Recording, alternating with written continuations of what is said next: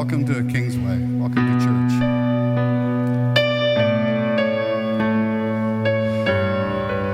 Lord, we want to worship you today, God. We want to be grateful, God, for the great things you've done for us in our lives, Lord. We want to be grateful, Father, for you look after us, God. You have us in the palm of your hand, Father God. You never leave us. You never forsake us, Father God. We praise you for it, Lord. You're so blessed, God. Help us to have grateful hearts today. You were singing over me. Yes, Father. Yes, God. You have been so good to me. Before I took a breath, you breathed your life in me. You have been so kind to me. And oh, the overwhelming, never-ending, reckless love of God. Oh, it chases me down, fights till I'm found, leaves the 99, and I couldn't earn it, I don't deserve it, still you give yourself away. Oh, the overwhelming, never-ending, reckless love of God.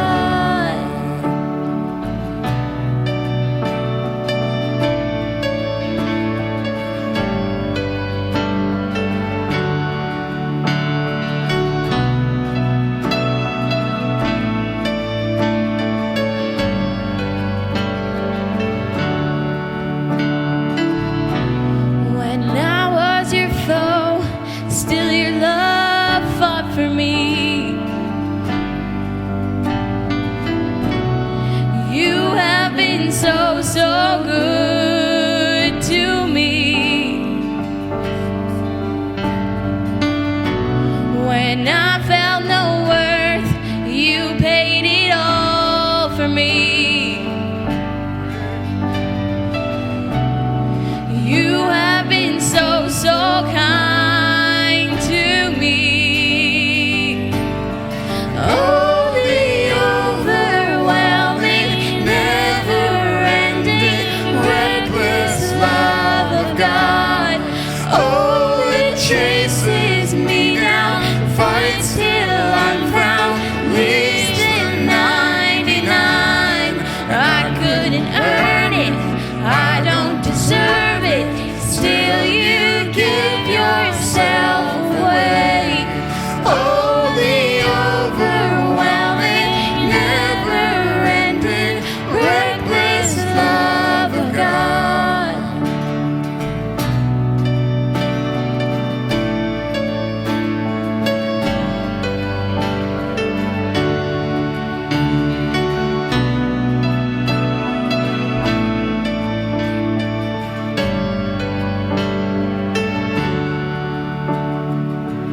There's no shadow you won't light up, mountain you won't climb up, coming after me. There's no wall you won't kick down, lie you won't tear down, coming after me. There's no shadow you won't light up, mountain you won't climb up, coming after me. There's no wall you won't kick down, lie you won't tear down, coming after me. There's no shadow you won't light up, mountain you won't climb up, coming after me. There's no wall you won't kick down, lie you won't tear down, coming after me. Oh, the overwhelming, never-ending, reckless love of God. Oh, it chases me down, fights till I'm found, leaves the 99. I couldn't earn it, I don't deserve it. Still you give yourself away. Oh, the overwhelming, never-ending, reckless love of God.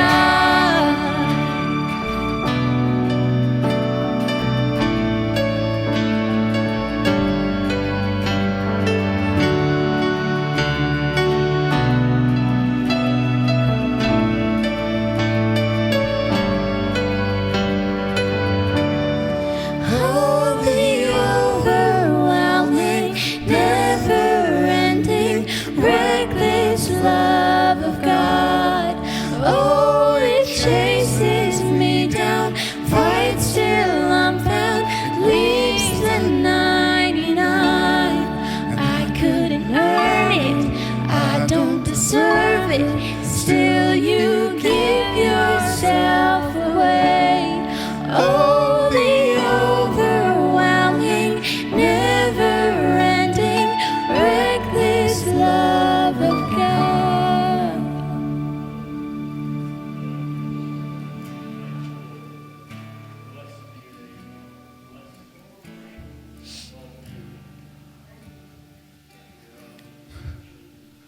Praise the Lord.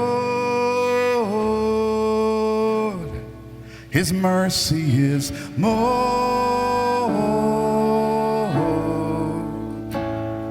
stronger than darkness, new every morn. Our sins, they are many, His mercy is more.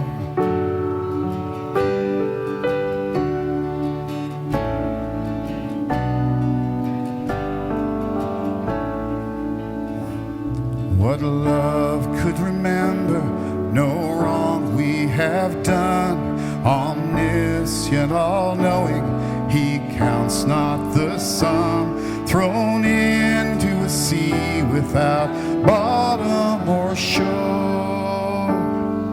Our sins, they are many, His mercy is more.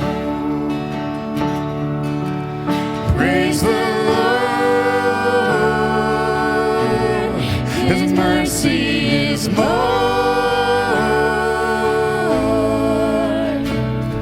stronger than darkness, new every morn. Our sins, they are many, His mercy is more.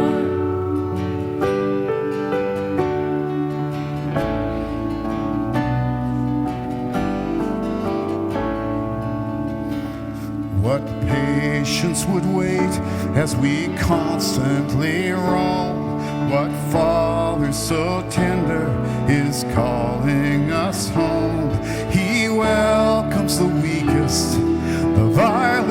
the poor.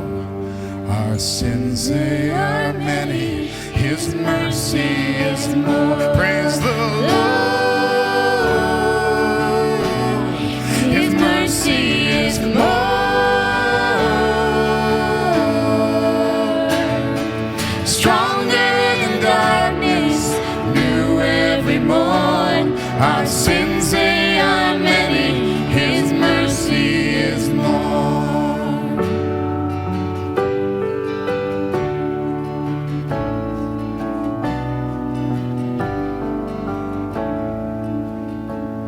What riches of kindness He lavished on us. His blood was the payment, His life was the cost. We stood 'neath a debt we could never afford. Our sins, they are many, His mercy is more. Praise the Lord. His mercy is more.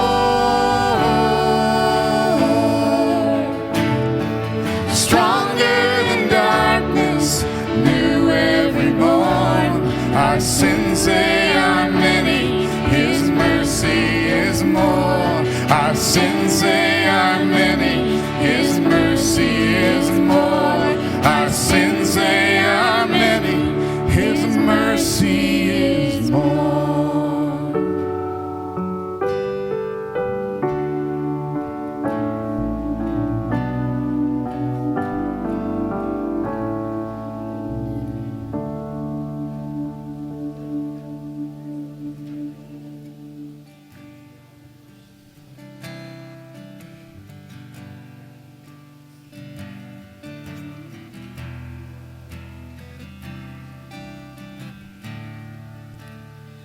And I love you, Lord. Oh, your mercy never fails me. And all my days I've been held in your hands. From the moment that I wake up until I lay my head, and I will sing of the goodness of God. And all my life you have been faithful. All my life you have been so, so good. With every breath that I am able, I will sing of the goodness of God. I love your voice. You have led me through the fire in darkest night. You are close like no other. I've known you as a father. I've known you as a friend. I have lived in the goodness of God. And all my life you have been faithful. And all my life you have been so, so good. With every breath that I am able, I will sing of the goodness of God. Your goodness is running after, it's running after me. Your goodness is running after, it's running after me. With my life laid down, I'm surrendered now. I give you everything. Your goodness is running after, it's running after me. And your goodness is running after, it's running after me. Your goodness is running after, it's running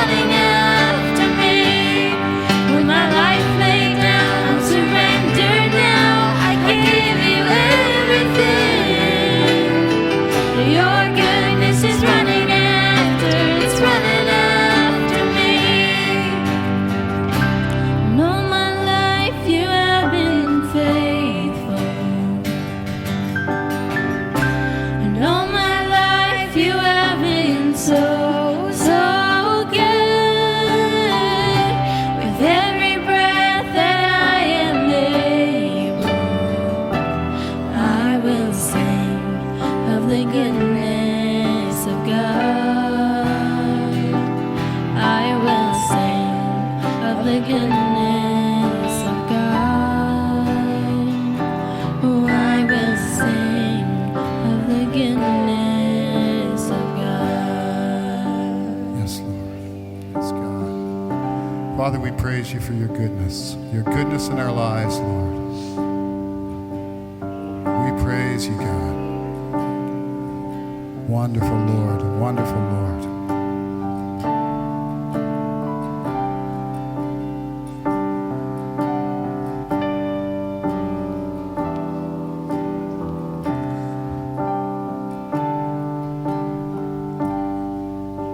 Yes, God.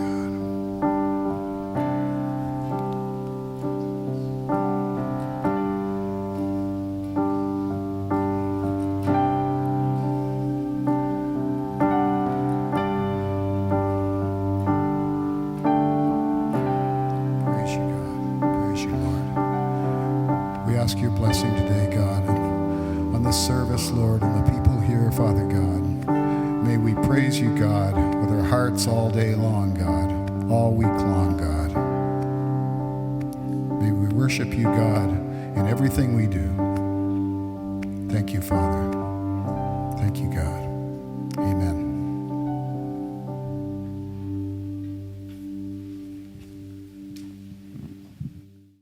Good morning, and thank you for being with us today. We hope you experience God's presence during our worship together. If this is your first time with us, we'd love to meet you and send you a gift. Just click the link in the description and fill out one of our online connection cards. If you're a regular, it's great to have you with us too. If you have a prayer need or would like to reach out to us, you can do so by clicking on the same link to contact us. Here at Kingsway, we have some great small group gatherings that happen every week, and we would like you to be a part of them.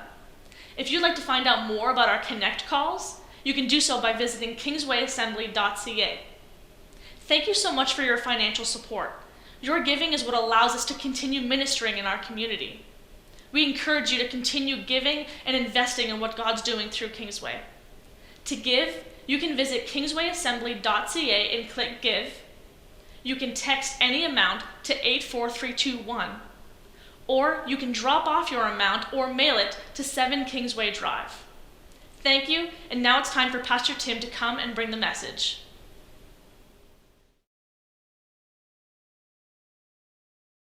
What a wonderful opportunity to worship God this morning. Did you enjoy worshiping God today? You know, it's always a privilege to give our worship to God. I was really taken by the words of the song, and we hadn't sung it seemed like for a little while, and so it just was really fresh there for me. The overwhelming, never-ending, reckless love of God. And I just want to encourage you today that God fights for you, that God goes to bat for you. The scripture says he ever lives to make intercession for us. And so to have God on your side, I mean, you know, I remember when they used to pick teams, and you know, I was never the first one picked. I was always grateful I usually wasn't the last one. I always felt bad for the last guy picked on the team. But you look at your teammates, and you're hoping somebody in there can kind of carry the day, whether it was basketball or football or baseball or whatever it was that we were playing. You just hoped you had some skilled person. Well, I rejoice today to know that the Lord is on our side, and he fights for us. And I want you to be encouraged by that today. You know, when we come into worship, you know, the song that we sung generation ago talked about a table spread. And the provision that God makes for us as his children is there for us all throughout the week, but there's something special about gathering together like this. And I hope we never take it for granted. I mean, we went through months of not being able to be here. Let's not forget that. You know, I know it's not very comfortable wearing a mask, and I understand that. But I just want to thank all of you that are pressing through that and coming. I know it's a challenge for many of you. There are some that are affected by that to such extent that they're not able to be here. But we're just grateful that you're here. We're grateful that you're pressing through the obstacles. You know, we're praying that that as we enter the winter season, there's not going to be any shutdown again. But you know, the truth is we don't know where things will go. But we just want to encourage you. I want to encourage you just to continue relishing and enjoying the opportunity to gather together. Even though it's different, I still get to see you. And I know your ability to see me just makes your week, right? I know, yeah, right, I know, yeah. And that was Ashley that hooted over there. Yeah, that was, thanks for that good word of confidence, Ashley. But it's great to be together and just be able to worship. And so thank you for being here. It's truly a joy to have you here.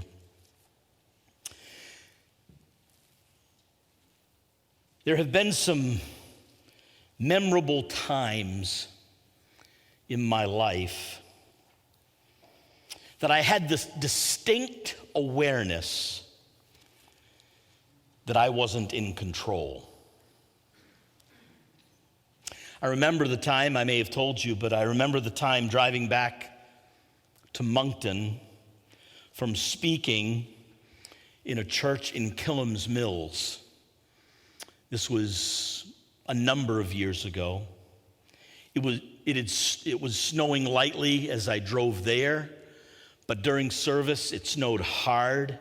And when I came out of service, I had to drive. And Killam's Mills to Moncton isn't a long distance, but nevertheless, I'll never forget going around the bend and alongside a brook, stream. And as I went around that bend, just a little too fast, a little too slippery. I had a little red Nissan Sentra, and that little Nissan just started. And you know, when you just get out of when you're in a vehicle that loses control, I don't know how it is for you, but it just seems to slow down. It's almost like slow motion, and I just all of a sudden, and it started, and I was completely out of control.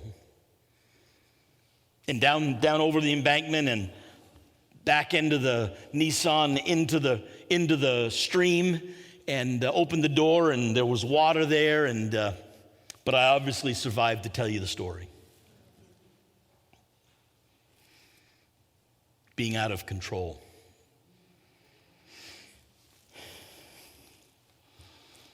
I've sat in a courtroom with loved ones. I've sat in a courtroom with people that we were trying to help,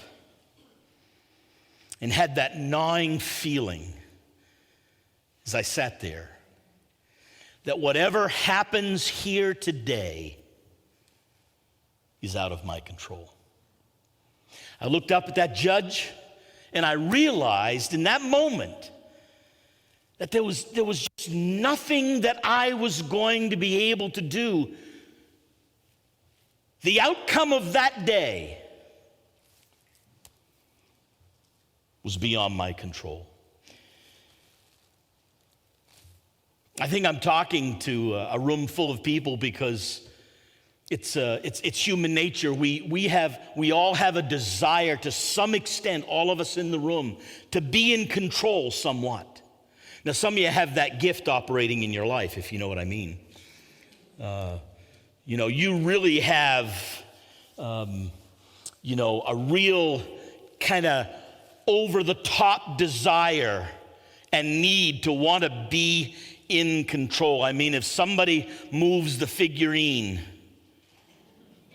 in the living room and you come in, you know it. Because everything has to be in its place. I'm really grateful. You know, I hear stories about families that move furniture around pretty regularly. And I'm really grateful that I live in the body just doesn't have that need to move the furniture on me. And I really enjoy that because I get used to a path, right? And I have every confidence that it would be difficult for me if that path at 2 a.m. was different than I'm used to it being. We're all wired that way for control. There are those of us who love to control. There are those of us who will call fixers. And you just really need to fix everything. Your mission in life, it seems, is to just make it all better. It might not even be your fault. It might not even be your business. But you want to fix it. That's a good thing. You want to step in there and make it better and, heal the wound, settle the dispute. You're a fixer and you want to make it all right. But all these things, control and the need to fix and others, they have a way of piling up in life to the point that sometimes we just can't keep up. We can't keep up with the things that are out of our control, and it frustrates us. It creates, for some, great amounts of anxiety. And those that want to fix things, they see people hurting and they're frustrated, and it brings anxiety that they're not able to make it better, especially for the people that are closest to us. Maybe you remember the game. It kind of reminds me of the game. I remember it at Crystal Palace in Moncton. I remember taking our boys there when they were young, and they had a game called Whack-A-Mole. And maybe you've played it. You put your token in, or you do whatever you need to do, and all of a sudden you've got this club, and you get all these moles that pop up, and you just got to try to keep up. And every time one comes up, it's great therapy. You just boom, boom, boom, boom. But as you go on, the pace increases, and it gets crazy, and it's a wild, all of a sudden, there's just moles everywhere. And you lose because you weren't able to keep up with all of the things that were popping up. And sometimes that's how it gets in life. Now, this morning, I'm beginning a brand new series of messages, and I'm really, really looking forward to sharing messages with you over the next several weeks. And the message series is simply called Yield. And over the next several weeks, I want to lay before you the call from God's word, the invitation to live a yielded life. Or you could say to live a surrendered life. Romans chapter 6, verse 19. It says, I am using an example from everyday life because of your human limitations. Just as you used to offer yourselves, the King James Version uses the word interchangeably here, yield. Just as you used to offer yourselves as slaves to impurity and to ever-increasing wickedness, so now offer or yield yourselves as slaves to righteousness, leading to holiness. I have observed this. I've observed it at times in my own life, and I've observed it in times in the lives of those that I lead. Too often, our lives don't reflect the victory that we have in Jesus Christ. I don't know if you understand this, you've taken this to heart, and you realize this, but listen, amidst all of this COVID, amidst all of this pandemic, amidst all of the shutdown, amongst all of the disruption, amongst all that has happened in our world and all that is happening in our life, I want to tell you this morning, remind you, I've read the end of the story, haven't you? I've read the end of the book, and the good news is that in spite of any tribulation, any trial, any burden, any tragedy, anything that we might face, we are more than conquerors through Jesus Christ who loves us. We win because of Christ. And it seems that sometimes in my own life, my life doesn't reflect the victory that I have in Christ. Sometimes my life is out of sync with the truth of God's word, and sometimes maybe your life gets out of sync. Your attitude, your demeanor, your actions, your decisions, your missional focus all gets out of sync because our lives are not reflecting the victory that we have in Jesus Christ. Too often, we don't experience the peace and the calm that Christ offers to us. Instead of peace and calm, it's worried and frantic. Instead of surrender, it's control. Instead of yielding, releasing, it's hold on. And we're going to get into some specifics in the series over the next couple of weeks, but this morning, a few foundation pieces when it comes to living a yielded life. And I hope that in this message this morning, God will speak some nugget of truth into your heart. Listen with listening ears and a receptive heart today, because God calls all of us to live a yielded and surrendered life. Number one, don't sweat the small stuff. Have you ever known anyone, and everybody just look straight forward, okay? Don't look to the right or the left. It's a dangerous moment for you.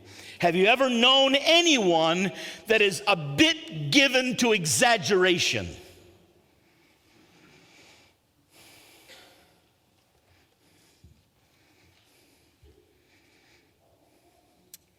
I mean, I'm guilty. Never and always are usually just not true. Never and always are usually exaggerations. It goes like this. You never. He always. This never. How come it always? Or maybe we even refer to God and say, God, why does it always? Or God, why does it never? And I want to remind you this morning that always and never are almost always an exaggeration. Because rarely is it true. We talk to people that are struggling in their marriages. We caution them about the language they use with their spouse. Be careful when you say to your spouse, you know, in a moment of emotion or anger or a weak moment, you might say, "You never tell me that you love me." Well, that might be true, but it probably isn't. That happens never. Or you always fill in the blank, and it's probably not actually that way. And we make yes, a bad situation maybe a difficult moment, we make multiplied times worse when we exaggerate it, when we allow a molehill to become a mountain. Listen, I'm not here to make light of anybody's trials or anybody's journey, but I know this, that my human tendency sometimes is to think things are a lot worse than they really are. And I tend to overreact. Anybody want to join me on that bus this morning? Any overreactors? Got a few honest people in the room.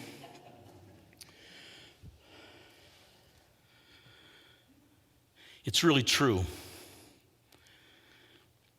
that exaggeration is a trick and a tool of our enemy.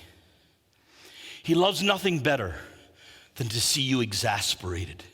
He loves nothing better than to see me overwhelmed with what I'm facing.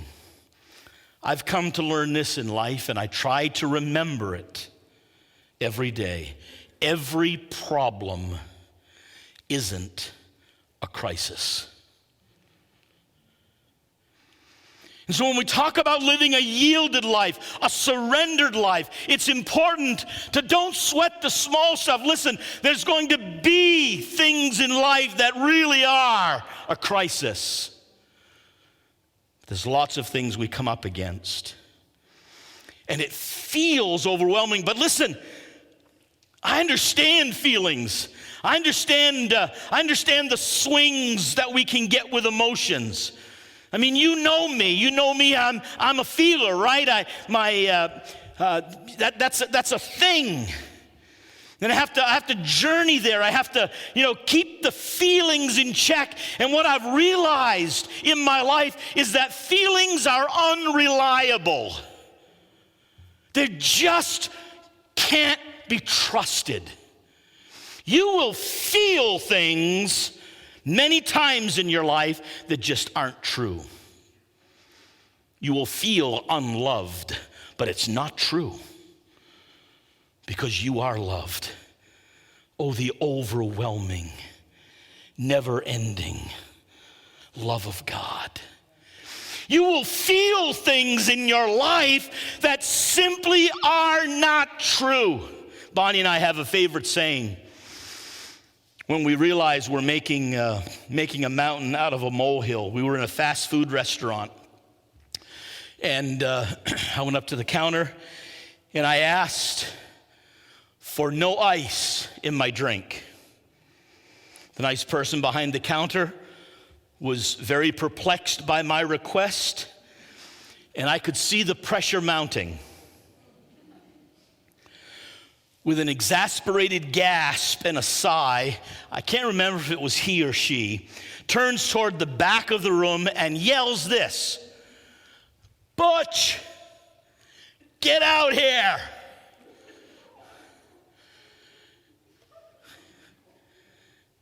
Joker here wants no ice. She didn't say that, or he didn't say that. But that was the original Greek, or the theme, if you understand what I'm saying. An exasperated guess. I don't know who Butch was, but I'm assuming Butch was someone that was in charge. And all the while I'm thinking, it's just no ice. It's just no ice, right? It's just no ice. So anytime Bonnie's, going over the top, going off the deep end, more likely that I'm going over the top, over the deep end, we'll look at each other. Butch, get out here, And that's code for relax. It's just no ice. We can have a tendency to get all wound up.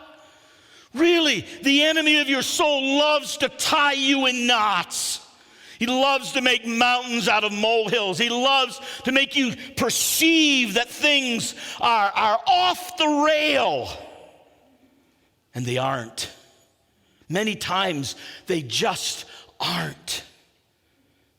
Philippians chapter 4 and verse 6 says this, "Do not be anxious about anything, but in every situation," this is the key, "in every situation by prayer and petition with thanksgiving."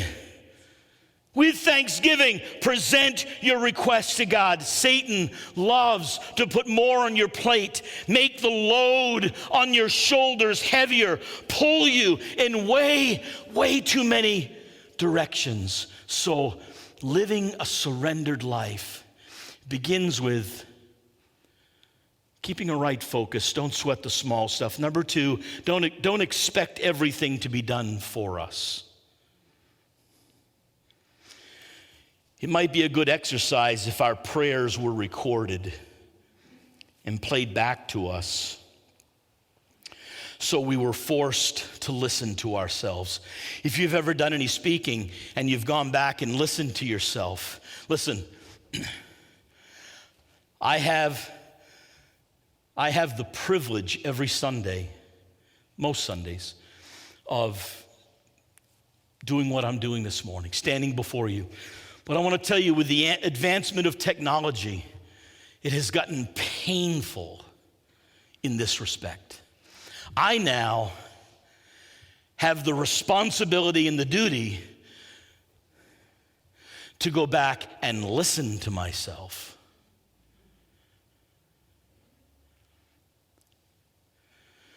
It's one thing to listen to yourself, but with today, cassettes used to be a thing. Some of you don't know what that is, but cassette tapes used to be a thing.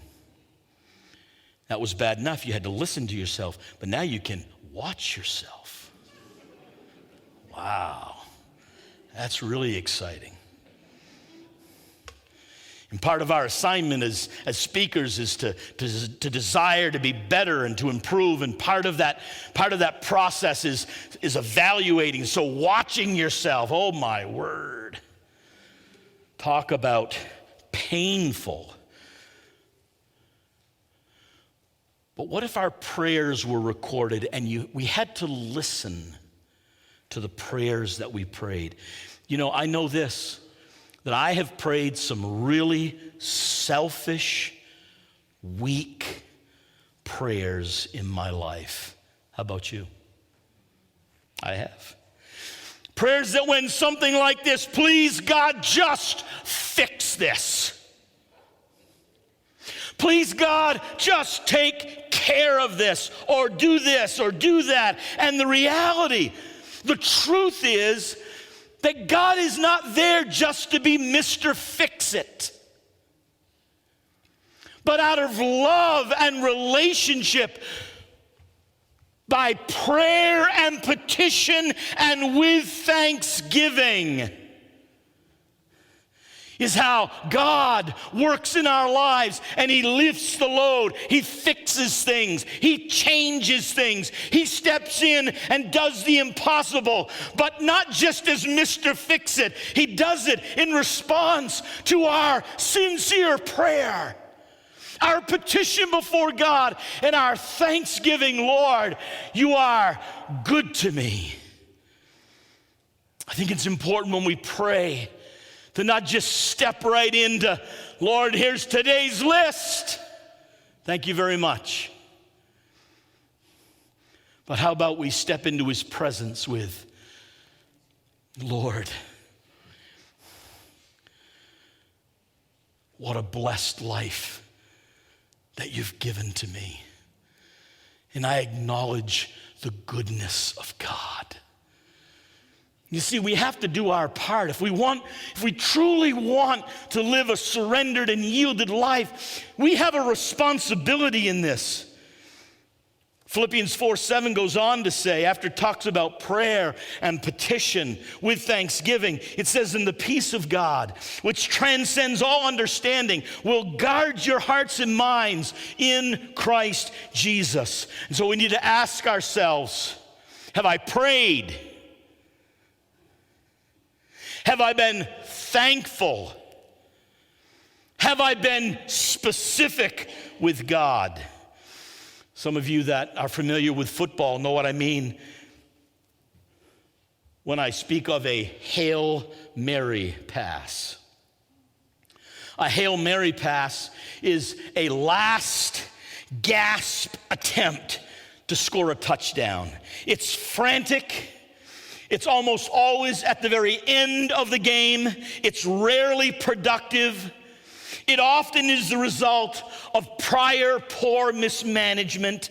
A Hail Mary, now and then, rarely, but now and then succeeds. And I suppose it's better than not trying at all. But a Hail Mary pass is not a solid plan. No coach worth his salt would depend on the success of a last-minute gasp attempt. And how many of our prayers, how many times is our approach to God similar? Now, I'm not saying that a Hail Mary won't work. I'm not saying that it doesn't accomplish something at times. And I'll tell you that calling out to God as a Hail Mary is better than sitting there in silence. Call out to him. But how much better is it? Through prayer and petition and with thanksgiving to let our requests be made known to God. I would encourage you to preempt the Hail Mary pass by regular prayer. To preempt the need for a last-minute, last gasp, save me, God. With some regular, consistent prayer, petition, and thanksgiving, doing our part. There's some things God expects of us. God asks us, he calls to us to decide to live a yielded life. There are lots of things out of control. There are lots of things that you won't be able to determine, but there are 1,000 things that you will determine.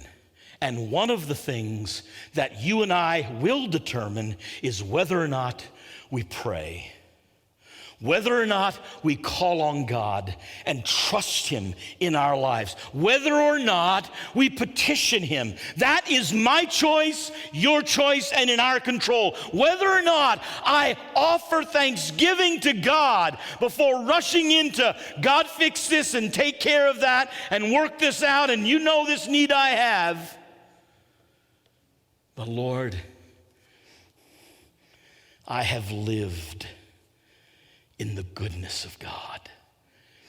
Man, I hope that song can't be sung. I didn't look around the room this morning when we were singing it, but I hope that song cannot be sung, that those words cannot be uttered without your heart exploding, without your hands maybe opening up your heart, opening up your mind, reaching out to God and saying, God, I have lived in the goodness of God. Who of us in the room couldn't say that today? Amen? Who of us in the room? If you're feeling sorry for yourself, let's travel halfway around the world. Lord, you don't need to go halfway around the world. Travel into St. John. See the need. See the plight. And I would hope that there would be this amazing response in your heart. The overwhelming, never-ending, reckless love of God. Amen. Worship team, would you come, please? Play softly when you get here, please. I want to encourage you today to make the choice and to make the decision to live a yielded life. You know, there are many aspects of life that challenge us. If you're blessed with children, I used to think, God, just help me get them to 18. Please, God. Please, dear God. Please, God, help me get these kids to 18. And then I came to realize 18 wasn't as magical as I thought it was. How many know that they're still your kids at 30? Huh? Yeah, they are. For those of you that are praying the prayer, please, God, help me to get these kids to 18. You just keep praying that prayer. Because that's not a bad prayer. Because it's a big challenge. But kids, children, a lot of aspects in life that can challenge us. Our future, money, people, our health, our thoughts, our words, and every one of these things, every one of those things that I just listed off, every one of them need to be surrendered and yielded, released to God. Not an I give up, but a God, I trust you with this. I surrender this anxiety, this trouble, this problem, this burden. I surrender, I yield this to you, Lord. Would you bow your heads with me, please, just for a moment? 1 Peter chapter 5 and verse 7 says, cast all your anxiety on him because he cares for you. I just want to repeat that today in this room, that the Lord cares for you. Whatever it is you're facing, whatever it is you're fighting, whatever obstacle you're up against, whatever this week. And the truth is that for some of you this week has been difficult. But I want to remind you this morning, he cares for you deeply. Consistently, he cares for you. Yes, you are, Lord. The truth, Hallelujah. the light. I believe every battle, through every heartbreak. Thank you so much for joining us. We're so happy to share our service with you. If you'd like to keep up with everything going on at Kingsway, make sure to like our Facebook page or follow us on Instagram. If this is your first time with us, there's a link in the description to our online connection card. We'd love to get in touch with you. If you'd like to donate to us, text any amount to 84321 or click the link below. God bless you, and we hope to see you next week.